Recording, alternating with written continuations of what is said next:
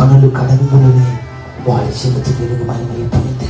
వాడి జీవితం వెలుగుమయమైపోయిన వెంటనే అనేకుల జీవితాన్ని వెలుగుమయముగా మార్చబడుటకు వాడు కారణాలంట. నీ కళ్ళు వెలిగించమని దేవుడు కోరుకుంటున్నా.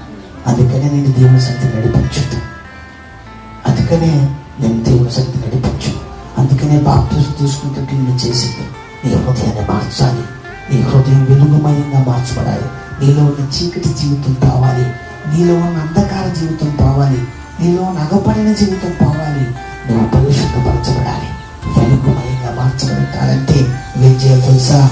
లోపాలను అధిగమించాలి, పాపాలను అధిగమించాలి, అగ్ని అతిక్రమాలను తొలగించుకోవాలి, తాగుడిని పక్కన పెట్టాలి, తిరుగుడిని పక్కన పెట్టాలి, బద్ధకాన్ని పక్కన పెట్టాలి, మనుషుల్ని పక్కన పెట్టాలి. వాళ్ళని నాపాలనే నీ రోత జీవితమే వాళ్ళు కోరుకునేది. దేవుడు మాత్రం నిన్ను మారే వ్యక్తిగా చూస్తుంటాడు. నిన్ను ఉన్నతమైన వ్యక్తిగా చూస్తుంటాడు. దేవుడు మాత్రం నిన్ను ఒక ప్రత్యేకమైన వ్యక్తిగా చూస్తుంటాడు. ఆయన తెలుసు నీ కళ్ళు వెలిగింపబడితే నువ్వు సామాన్యమైన వ్యక్తివి కాదని.